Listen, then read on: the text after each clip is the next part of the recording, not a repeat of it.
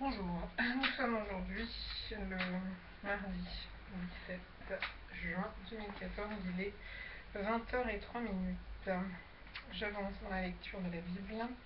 Je suis toujours dans le livre de 1 Samuel et je dois lire Thibaut et je dois lire le chapitre 19, 20 et 21. Chapitre 19 donc. Saül parla à Jonathan son fils et à tous ses serviteurs de faire mourir David. Mais Jonathan, fils de Saül, qui avait une grande affection pour David, l'en informa et lui dit : Saül, mon père, cherche à te faire mourir. Sois donc sur tes gardes, demain matin. Reste dans un lieu retiré et cache-toi.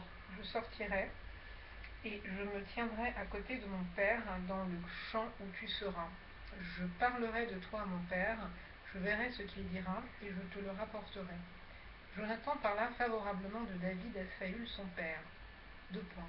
Que le roi, dit-il, ne commette pas un péché à l'égard de son serviteur David, car il n'en a point commis envers toi. Au contraire, il a agi pour ton bien.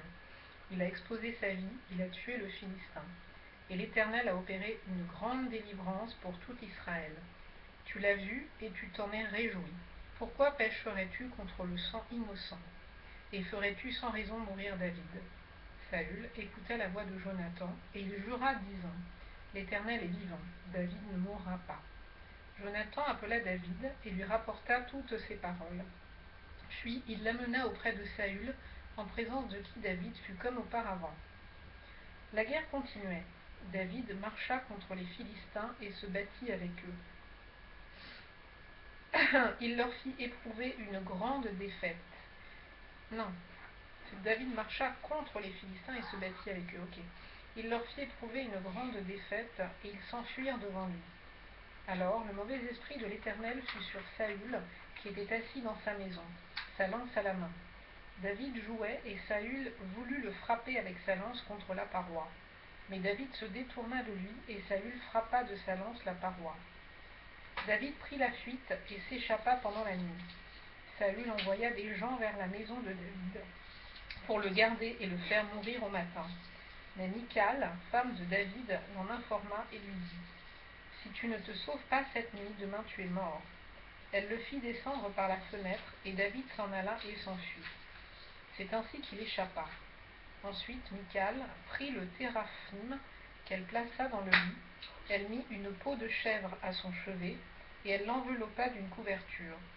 Lorsque Saül envoya des gens pour prendre David, elle dit : Il est malade. Saül les renvoya pour qu'ils le vissent, et il dit : Apportez-le-moi dans son lit, afin que je le fasse mourir. Ces gens revinrent, et voici le téraphim était dans le lit, et une peau de chèvre à son chevet. Saül dit à Michal : Pourquoi m'as-tu trompé de la sorte, et as-tu laissé partir mon ennemi qui s'est échappé ? Michal répondit à Saül : Il m'a dit : Laisse-moi aller ou je te tue. C'est ainsi que David prit la fuite et qu'il échappa. Il se rendit auprès de Samuel à Rama et lui raconta tout ce que Saül lui avait fait. Puis il alla avec Samuel demeurer à Najoth. On le rapporta à Saül en disant : Voici David est à Najoth près de Rama. Saül envoya des gens pour prendre David. Ils virent une assemblée de prophètes qui prophétisaient, ayant Samuel à leur tête. L'Esprit de Dieu saisit les envoyés de Saül, et ils se mirent aussi à prophétiser eux-mêmes. On en fit rapport à Saül qui envoya d'autres gens, et eux aussi prophétisèrent. Il en envoya encore pour la 3e fois, et ils prophétisèrent également. Alors Saül alla lui-même à Rama. Arrivé à la grande citerne qui est à Sécou, il demanda : Où sont Samuel et David ? On lui répondit : Ils sont à Najoth près de Rama. Et il se dirigea vers Najoth, près de Rama. L'Esprit de Dieu fut aussi sur lui, et Saül continua son chemin en prophétisant, jusqu'à son arrivée à Najoth, près de Rama. Il ôta ses vêtements, et il prophétisa aussi devant Samuel, et il se jeta nu par terre tout ce jour-là, et toute la nuit. C'est pourquoi l'on dit : Saül est-il aussi parmi les prophètes ? Chapitre 20 du livre 1 Samuel. Chapitre 20 donc. David s'enfuit de Najoth près de Rama. Il alla trouver Jonathan et dit : Qu'ai-je fait ? Quel est mon crime ? Quel est mon péché aux yeux de ton père pour qu'il en veuille à ma vie ? Jonathan lui répondit : Loin de là, tu ne mourras point. Mon père ne fait aucune chose, grande ou petite, sans m'en informer. Pourquoi donc mon père me cacherait-il cela? Il n'en est rien. David dit encore en jurant, ton père sait bien que j'ai trouvé grâce à tes yeux, et il aura dit, que Jonathan ne le sache pas. Cela lui ferait de la peine. Mais l'Éternel est vivant et ton âme est vivante. Il n'y a qu'un pas entre moi et la mort. Jonathan dit à David, je ferai pour toi ce que tu voudras. Et David lui répondit, voici, c'est demain la nouvelle lune, et je devrais m'asseoir avec le roi pour manger. Laisse-moi aller, et je me cacherai dans les champs jusqu'au soir du 3e jour. Si ton père remarque mon absence, tu diras, David m'a prié de le laisser faire une course à Bethléem, sa ville, parce qu'il y a pour toute la famille un sacrifice annuel. Et s'il dit c'est bien, ton serviteur alors, ton serviteur alors n'a rien à craindre. Mais si la colère s'empare de lui, sache que mal est résolu de sa part. Montre donc ton affection pour ton serviteur, puisque tu as fait avec ton serviteur une alliance devant l'Éternel. Et s'il y a quelque crime en moi, ôte-moi la vie toi-même, car pourquoi me mènerais-tu jusqu'à ton père? Jonathan lui dit, loin de toi la pensée que je ne t'informerai pas, si j'apprends que le mal est résolu de la part de mon père et menace de t'atteindre. David dit à Jonathan, qui m'informera dans le cas où ton père te répondrait durement? Et Jonathan dit à David, viens, sortons dans les champs. Et ils sortirent tous deux dans les champs. Jonathan dit à David, je prends à témoin l'Éternel, le Dieu d'Israël. Je sonderai mon père demain ou après-demain. Et dans le cas où il serait bien disposé pour David, si je n'envoie vers toi personne pour t'en informer, que l'Éternel traite Jonathan dans toute sa rigueur. Dans le cas où mon père trouverait bon de te faire du mal, je t'informerai aussi, et je te laisserai partir afin que tu t'en ailles en paix, et que l'Éternel soit avec toi, comme il a été avec mon père. Si je dois vivre encore, veuille user envers moi de la bonté de l'Éternel. Et si je meurs, ne retire jamais ta bonté envers ma maison, pas même lorsque l'Éternel retranchera chacun des ennemis de David de dessus la face de la terre. Car Jonathan a fait alliance avec la maison de David. Que l'Éternel tire vengeance des ennemis de David. Jonathan protesta encore auprès de David de son affection pour lui, car il l'aimait comme son âme. Jonathan lui dit, c'est demain la nouvelle lune, on remarquera ton absence car ta place sera vide.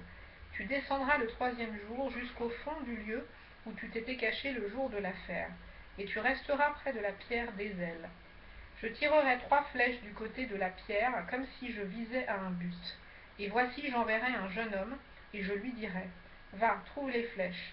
Si je lui dis, voici les flèches sont en deçà de toi, prends-les. Alors viens, car il y a de quoi? Oh là là. Alors viens, car il y a paix pour toi, et tu n'as rien à craindre. L'Éternel est vivant. Mais si je dis au jeune homme, voici les flèches sont au-delà de toi, alors va-t'en, car l'Éternel te renvoie. L'Éternel est à jamais témoin de la parole que nous nous sommes donnée l'un à l'autre. David se cacha dans les champs. C'était la nouvelle lune, et le roi prit place au festin pour manger. Le roi s'assit comme à l'ordinaire sur son siège contre la paroi. Jonathan se leva et Abner s'assit à côté de Saül. Mais la place de David resta vide. Saül ne dit rien ce jour-là, car pensa-t-il, c'est par hasard, il n'est pas pur. Certainement, il n'est pas pur. Le lendemain, 2e jour de la nouvelle lune, la place de David était encore vide, et Saül dit à Jonathan son fils, « Pourquoi le fils d'Isaïe n'a-t-il paru au repas ni hier ni aujourd'hui » Jonathan répondit à Saül, « David m'a demandé la permission d'aller à Bethléem. Il a dit, laisse-moi aller, je te prie, car nous avons dans la ville un sacrifice de famille, et mon frère me l'a fait savoir. Si donc j'ai trouvé grâce à tes yeux, permets que j'aille en hâte voir mes frères. C'est pour cela qu'il n'est point venu à la table du roi. » Alors la colère de Saül s'enflamma contre Jonathan, et il lui dit, « Fils pervers et rebelle, ne sais-je pas que tu as pour ami le fils d'Isaïe à ta honte et à la honte de ta mère? Car aussi longtemps que le fils d'Isaïe sera vivant sur la terre, il n'y aura point de sécurité ni pour toi, ni pour ta royauté. Et maintenant, envoie-le chercher, et qu'on me ramène et qu'on me l'amène, car il est digne de mort. Jonathan répondit à Saül son père, et lui dit, pourquoi le ferait-on mourir? Qu'a-t-il fait? Et Saül dirigea sa lance contre lui pour le frapper. Jonathan comprit que c'était chose résolue chez son père que de faire mourir David. Il se leva de table dans une ardente colère et ne participa point au repas le second jour de la nouvelle lune, car il était affligé à cause de David, parce que son père l'avait outragé. Le lendemain matin, Jonathan alla dans les champs au lieu convenu avec David, et il était accompagné d'un petit garçon. Il lui dit, « Cours, trouve les flèches que je vais tirer. » Le garçon courut, et Jonathan tira une flèche qui le dépassa. Lorsqu'il arriva au lieu où était la flèche que Jonathan avait tirée, Jonathan cria derrière lui, « La flèche n'est-elle pas plus loin que toi ?»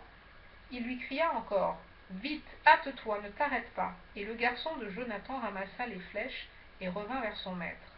Le garçon ne savait rien. Jonathan et David seuls comprenaient la chose. Jonathan remit ses armes à son garçon et lui dit, « Va, porte-les à la ville. » Après le départ du garçon, David se leva du côté du midi, puis se jeta le visage contre terre et se prosterna 3 fois. Les 2 amis s'embrassèrent et pleurèrent ensemble. David surtout fondit en larmes.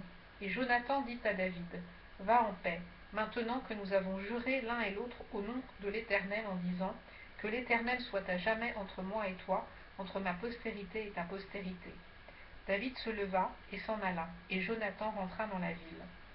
Chapitre 21. David se rendit à Nob, vers le sacrificateur Achimélec, qui accourut effrayé au-devant de lui, et lui dit, « Pourquoi es-tu seul, et n'y a-t-il personne avec toi ?» David répondit au sacrificateur Achimélec, « Le roi m'a donné un ordre et m'a dit que personne ne sache rien de l'affaire pour laquelle je t'envoie et de l'ordre que je t'ai donné. J'ai fixé un rendez-vous à mes gens. Maintenant qu'as-tu sous la main? Donne-moi 5 pains ou ce qui se trouvera. » Le sacrificateur répondit à David. Oh là là. Le sacrificateur répondit à David, « Je n'ai pas de pain ordinaire sous la main, mais il y a du pain consacré, si du moins tes gens se sont abstenus de femmes. » David répondit au sacrificateur, « Nous nous sommes abstenus de femmes depuis 3 jours que je suis parti, et tous mes gens sont purs. D'ailleurs, si c'est là un acte profane, il sera certainement aujourd'hui sanctifié par celui qui en sera l'instrument. » Alors le sacrificateur lui donna du pain consacré, car il n'y avait là d'autre pain que du pain de proposition qu'on avait ôté de devant l'Éternel, pour le remplacer par du pain chaud au moment où on l'avait pris. Là, ce même jour, un homme d'entre les serviteurs de Saül se trouvait devant l'Éternel. C'était un Édomite nommé Doeg, chef des bergers de Saül. David dit à Achimélec, « N'as-tu pas sous la main une lance ou une épée?